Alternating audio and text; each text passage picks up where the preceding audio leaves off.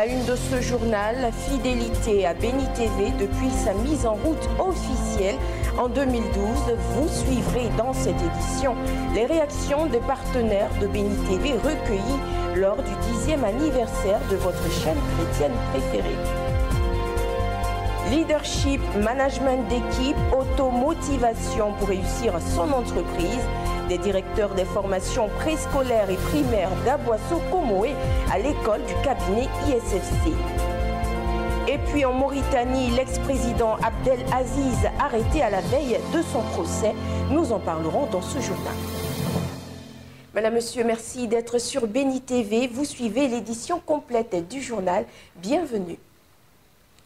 Ils sont tous des leaders religieux. Ils ont en commun la solidité de leur rapport avec la télévision chrétienne préférée Béni TV. Ses partenaires étaient à la une le 22 décembre dernier lors du 10e anniversaire de la présence de Béni TV dans le paysage médiatique ivoirien. Événement au cours duquel des trophées ainsi que des diplômes d'honneur leur ont été décernés. Prenons encore le temps de savourer ces moments. Béni TV a estimé que c'était le moment de récompenser le groupe Eden et le serviteur qui est M. Saoué, qui est absent, qui aurait bien voulu être là, mais pour des impératifs indépendants de sa volonté, n'a pu être là, mais qui vient saluer Béni TV, qui vient saluer aussi l'ensemble des chantres. Ce prix est pour nous et nous voulons dire encore que Béni TV, c'est vrai, à 10 ans, mais nous souhaitons qu'elle ait davantage 10 années de plus. Nous sommes fiers de ce que Béni TV fait et nous vous encourageons la télé, Béni TV, à continuer à œuvrer pour apaiser les cœurs, pour encourager les uns et les autres, encourager les jeunes, encourager les entrepreneurs surtout. Une fois de plus, happy birthday, n'est-ce pas, à Béni TV. Que Dieu nous bénisse. Certainement, on se retrouvera encore et encore. Rendons-nous à présent au tabernacle de la foi qui guérit. Tous les membres du conseil pastoral de cette communauté religieuse ont été mis en mission pour relever les défis de la nouvelle année 2023. C'était à la faveur de la traversée 2022-2023. Eugène Quadio signe ce reportage. C'est par une prière d'imposition des mains que le prophète Emmanuel Touré, fondateur de cette église, a armé ses collaborateurs pour cette mission dont la priorité reste la construction du siège à Angré dans la commune de Cocody. Nous sommes en projet, nous sommes en pleine construction du siège qui a lieu actuellement à Cocody-Angré, que vous allez voir certainement en image. Notre objectif, c'est de finir la construction du siège qui prendra un temps de plus de 2000 places par la grâce de Dieu. Et c'est notre objectif premier. Le second objectif, nous sommes déjà en lancée pour une grande croisade d'évangélisation pour l'année 2023 dans quelques villes de la Côte d'Ivoire.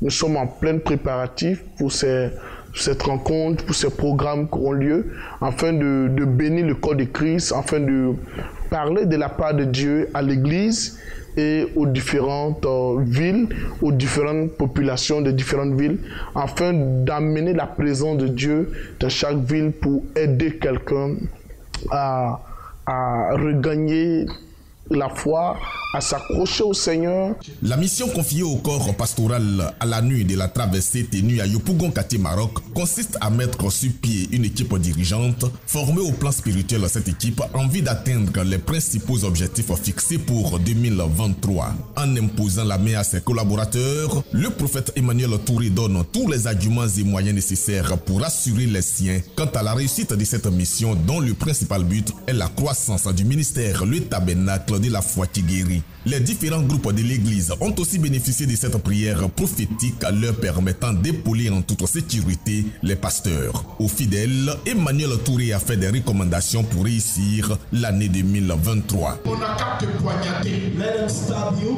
Attrape les buts, c'est pas grave. Oh, yourself and say no problem. Avance. Just move on. Si on te provoque, if they provoke, tu sais que tu vas réagir. And you know you will quitte là. Leave the place. C'est le signe que je te demande. It's a sign of si tu as reçu cela, if you receive that, ton année est gagnée. Your year is won. Ton année est gagnée. Your year is won. L'amour, love et la joie. Si tu te fâches contre un membre de ta famille, if you're angry against, arrive à la maison, when you go home, réconcilie-toi. Retenez que le prophète Emmanuel Touré a conduit cette dernière nuit de 2022 de 21h à 6h du matin. Près de 2000 fidèles ont pris part à ce réveillon.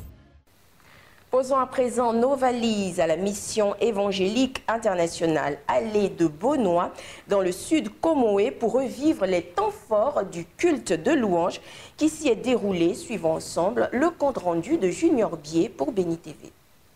Louez l'Éternel, louez Dieu dans son sanctuaire, louez-le dans l'étendue où éclate sa puissance, louez-le pour ses hauts faits, louez-le selon l'immensité de sa grandeur.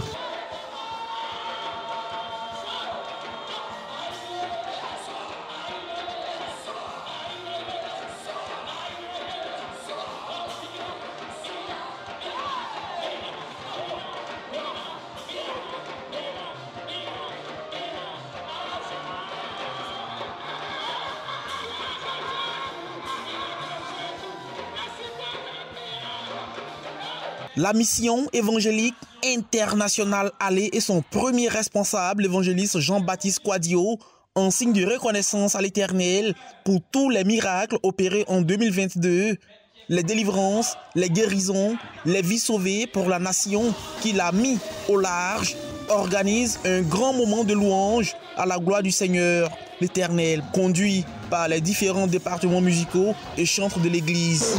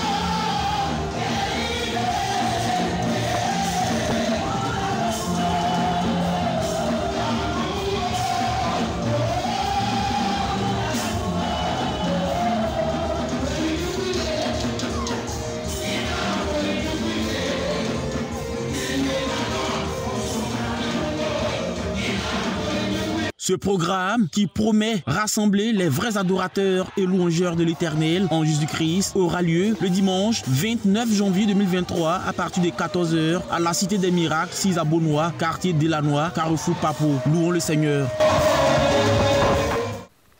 Les chefs des formations préscolaires et primaires de l'IEP d'Aboisseau-Comoé dans le département d'Alépé se sont rendus à l'école de l'automotivation, du leadership et du management d'équipe en vue d'acquérir les qualités nécessaires pour bâtir une excellente entreprise. Suivons ensemble ce reportage. Permettre aux directeurs des formations préscolaires et primaires de sa circonscription d'acquérir tous les atouts nécessaires pour s'automotiver afin de réussir dans toute entreprise, mais surtout d'être des leaders et d'excellents managers d'équipe. Ces attentes de Soro Mariam, inspectrice de l'enseignement préscolaire et primaire d'Aboisseau-Comoé dans le département d'Alépé, viennent de trouver des réponses idoines à travers le séminaire de formation et de renforcement de capacités qu'elle a organisé en collaboration avec l'Institut supérieur de la formation continue que dirige Dr Emmanuel Kouman. Aujourd'hui, c'est une joie pour nous de nous retrouver à Aboisseau-Comoé et de voir tous ces 35 directeurs qui sont quittés dans tous les petits villages pour venir pour cette formation. Pour nous, l'objectif est atteint. Nous sommes heureux. Ils étaient au total 30 directeurs d'école soucieux de privilégier l'excellence à avoir répondu présent.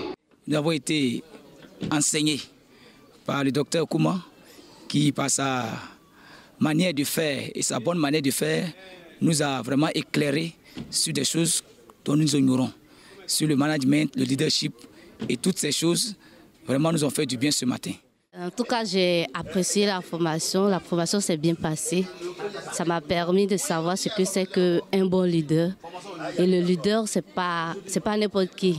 C'est celui qui est au devant, qui a de la valeur et vraiment il applique ces valeurs-là. Donc je tiens à dire merci à tout le monde. En tant que directeur d'établissement, on en avait besoin. Et donc, c'est une formation qui est bienvenue. Ça nous a édifié, comme je le disais. Nous allons mettre en pratique pour pouvoir évoluer notre école et pour que vive l'école ivoirienne. Soro Mariam, l'initiatrice de cette session de formation, a salué la rencontre qui vient concrétiser des vœux qu'elle a tant nourris. J'ai voulu faire une formation, former mes directeurs dans le management d'équipe, parce que ce sont eux qui sont les premiers représentants de l'IEP dans l'établissement. Étant une équipe, il fallait qu'ils aient une formation pour savoir comment mener une équipe pour atteindre un but commun, qui est l'école ivoirienne. La qualité de l'enseignement, des apprentissages à l'école ivoirienne. Cette session de formation et de renforcement de capacité s'est soldée par la remise de distinctions et de diplômes aux auditeurs. Nouvelle affectation pour Kwaebi, épouse Ouattara, sous-préfet d'Apimandoum dans le département du Gontougo. Avant son départ pour Atobrou dans la région de Lamé, elle a été honorée par ses administrés. Suivons ensemble ce reportage d'Anis Ekwadio, notre correspondant. Apimandoum, cette jeune sous-préfecture créée en 2007. Aujourd'hui, les populations assistent à la cérémonie de passation des charges entre le sous-préfet entrant et le sous-préfet sortant. Ouattara Nekwaebi, après 6 ans passés à la tête de cette sous-préfecture, a bénéficié de la confiance du chef de l'État et des autorités du gouvernement qui l'a reconduit comme sous-préfet à Atobrou dans la région de la Niébi-Tiassa. Pour les 6 ans qu'elle a eu à passer à Apimandoum, grâce à son leadership éclairé et à son approche auprès des autorités compétentes et la mobilisation des cadres a créé les conditions de développement pour le bonheur des populations. Les populations lui sont reconnaissantes pour les infrastructures de base de développement. Vos œuvres ont inscrit votre nom en lettres d'or dans les archives de la sous-préfecture. La réhabilitation de la sous-préfecture, la construction d'une école, Nitiakro, mise sur pied du collectif des chefs de la circonscription, le projet d'électrification de certains villages, toute la population de la sous-préfecture vous dit merci. Outre l'école primaire du village d'Nguetiakro qui porte son nom, ce château d'eau qui alimente les populations en eau potable, le centre de santé rural de Apimandoum a bénéficié d'une clôture rénovée et le plateau technique renforcé. Madame le sous-préfet a franchement été là pour nous. La clôture, puis la réhabilitation des locaux, la peinture, celle de la maison où nous habitons aussi. Dis merci à Madame le sous-préfet, toujours là à nous écouter, à nous épauler. Les populations ont tenu à lui exprimer leur gratitude en lui remettant des souvenirs qui resteront à jamais gravés dans son cœur. Durant ces 6 années, nous avons vécu une belle aventure. La symbiose entre moi et ma population m'a permis vraiment de réaliser un certain nombre de choses, d'actions en faveur du développement. Je retiens le meilleur vraiment de ces 6 années de gestion. Madame Ngouan Chantal, nouveau sous-préfet de Apimandoum, espère s'appuyer sur la conjugaison des efforts des uns et des autres pour booster encore davantage le développement entrepris par son prédécesseur. Ouattara Nekwaebi, sous-préfet sortant de Apimandoum, totalise 6 années à la tête de la sous-préfecture d'Apimandoum. Cette dame de valeur est sortie de la prestigieuse école de l'ENA. La sous-préfecture de Apimandoum, qui compte 11 villages, ne l'oublieront pas de sitôt. Ce n'est qu'un au revoir, ce n'est pas un adieu. Apimandoum est toujours inscrite en lettres d'or dans son cœur pour la vie. Poursuivons ce journal avec cette incursion de notre correspondant Anis Ekwadio dans le quotidien des éléments du centre de secours d'urgence du Gontougo dans le nord-est de la Côte d'Ivoire. Regardez. Bondouko, centre de secours d'urgence du Gontougo. Coutouan, Jean-Philippe est le chef de ce centre de secours. Nous sommes en début de semaine. Il passe en revue la section de garde du jour pour les galvaniser et leur laisser les instructions de la direction générale de l'Office national de protection civile, ONPC. Faisons confiance à notre directeur général. Il faut que nous faisons honneur pour qu'il puisse être fier de nous. Soyons opérationnels. C'est pour ça qu'on est ici. On est dans la région du Gontougo pour travailler. Il faut que la population soit aussi fière de nous. Nous vous demandons de rester toujours vigilants et garder les yeux ouverts. Il faut garder les yeux ouverts, c'est le message fort. Car des accidents, il y en a beaucoup qui font énormément de victimes. Les chiffres pour l'année 2022 donnent froid dans le dos. Pour l'année 2022, nous avons effectué 741 interventions, donc 481 accidents de la circulation. soit environ 65% de nos interventions. Ces accidents ont causé 817 victimes, 568 hommes, 147 femmes, 107 enfants et nous déplorons malheureusement 10 décès. La plupart de nos interventions, les 2 environ, sont passés dans la ville de Bondoukou et les motocyclistes sont en particulier les impliqués dans ces accidents. En ce qui concerne les causes d'accidents de la circulation dans notre région, voilà, nous pouvons les résumer en 4 points. L'imprudence des usagers de la route, l'incivisme, le mauvais état des engins et enfin, nous pouvons parler aussi de la méconnaissance et le non-respect du code de la route. Ce sont l'essentiel des causes des accidents dans la région en particulier et dans la ville de Bondoukou. En plus des accidents de circulation, nous avons mené d'autres interventions, des cas d'incendie que nous pouvons chiffrer pour l'année 2022 à 51 cas d'incendie, 14 cas de sorties diverses, comme par exemple les sorties de faits d'animaux, des bouteilles de gaz enflammées, des noyades, des feux d'origine électrique. Pour la population, c'est un soulagement d'avoir ce centre de secours d'urgence qui contribue énormément à sauver des vies. Je suis satisfait de ce qu'ils font, puisqu'on a toujours recours à eux, ils répondent toujours présents. J'ai constaté que quand il y a des soucis, quand on les appelle, ils sont toujours présents, ils sont là à temps. C'est ça qui est le plus important. Pour moi, leur présence est salutaire pour la population parce que s'il faut attendre que les sapeurs-pompiers viennent d'Abidjan, les dégâts seront énormes. Pour l'heure, on est satisfait de leur présence et puis de leur prestations. Pour certains, tout en les encourageant, ils estiment qu'ils arrivent parfois avec beaucoup de minutes de retard sur les lieux sinistrés, ce qui est beaucoup regrettable. Ce que je leur reproche, c'est le retard, parce que souvent quand on les appelle, ils mettent le temps, je ne sais pas si c'est la distance, mais ils mettent le temps avant d'arriver. C'est ce que moi je leur reproche, quoi. Sinon, en tout cas, dans l'ensemble du travail est salutaire. Pour le chef du centre de secours d'urgence, parfois les retards sont dus à des fausses alertes. C'est pourquoi ils invitent les populations au civisme et à la collaboration pour la réussite de leur mission. Nous sommes confrontés à des fausses alertes. Et vraiment, c'est déplorable car ce phénomène est un facteur qui entrave gravement à la qualité de la réponse. Nous profitons de votre antenne pour pouvoir sensibiliser les populations parce que l'alerte des secours se fait en cas d'urgence. Il faut appeler les pompiers lorsque cela est vraiment nécessaire, en cas de détresse. Lorsque une personne appelle les pompiers pour ne rien, pour voir seulement les pompiers s'engager, il y a quelqu'un qui est déjà en ligne là-bas qui est en train d'appeler pour une détresse. Il faut appeler la population au civisme et à la responsabilité afin de mettre fin à ce phénomène de fausse alerte. Plus d'accidents de la route ou encore plus d'accidents domestiques. Explosion de gaz dans les différents domiciles. Marchés brûlés ou autres grandes surfaces parties en fumée. Plusieurs morts sur nos routes. Coutouin Jean-Philippe, chef du centre de secours d'urgence, interpelle les uns et les autres à faire beaucoup plus d'efforts pour éviter que 2023 soit encore une année de tristesse. Le centre de secours d'urgence de Bondoukou a ouvert ses portes en 2015, a été inauguré officiellement en 2019 et sur l'étendue du territoire national de Côte d'Ivoire, ce sont 30 centres de secours d'urgence qui sont opérationnels au service des populations pour sauver des vies. Sur le point de nous dire au revoir, l'alarme du centre de secours d'urgence retentit. Il faut absolument aller rapidement sur le terrain pour sauver des vies. Le devoir les appelle.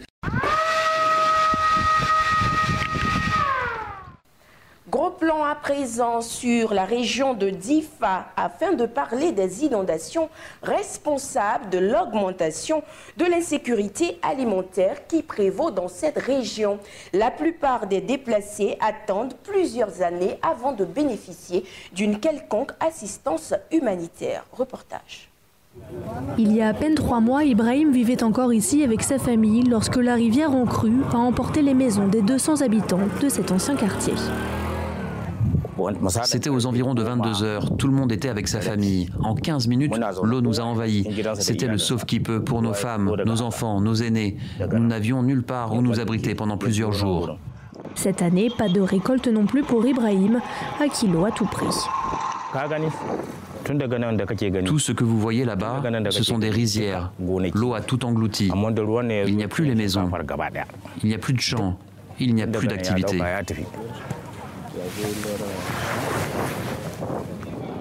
Comme lui, Azara peine depuis à trouver l'argent pour nourrir les 14 membres de sa famille. Ici, la plupart des déplacés attendent parfois plusieurs années avant de bénéficier d'une assistance humanitaire.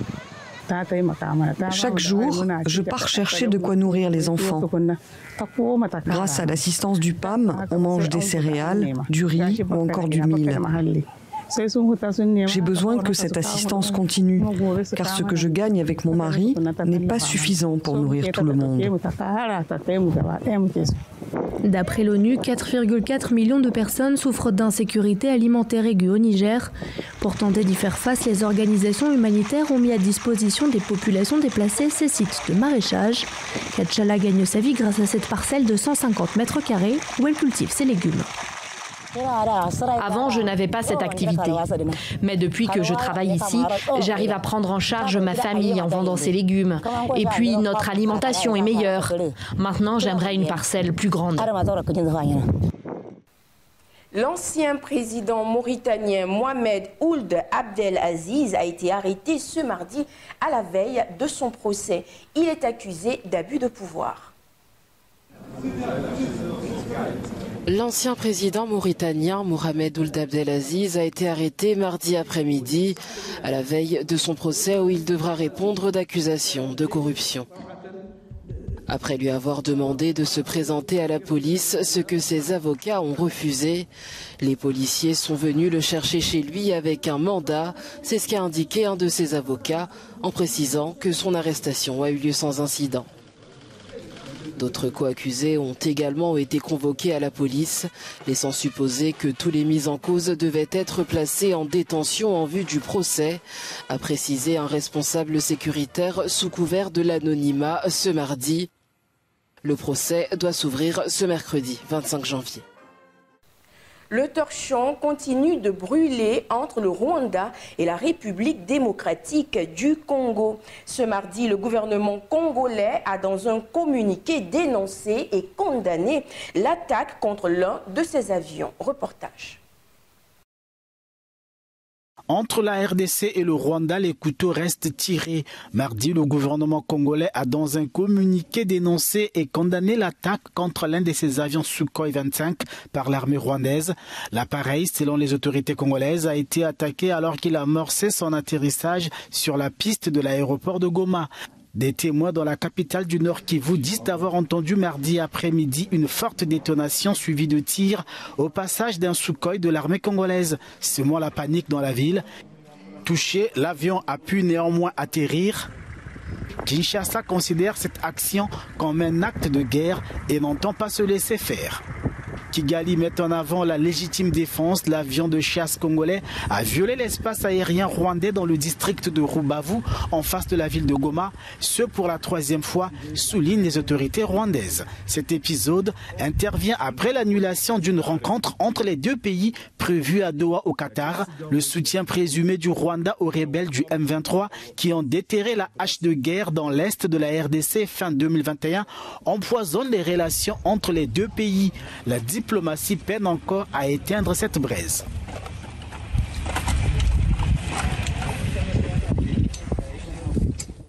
Toute chose concourt au bien de ceux qui aiment Dieu. Merci d'être toujours aussi nombreux à suivre Béni TV. Ce journal a été préparé par l'ensemble de la rédaction, réalisé par Armel Hassan, Astrid Atienyo et Antoine Amand. Je vous dis à très vite sur votre chaîne.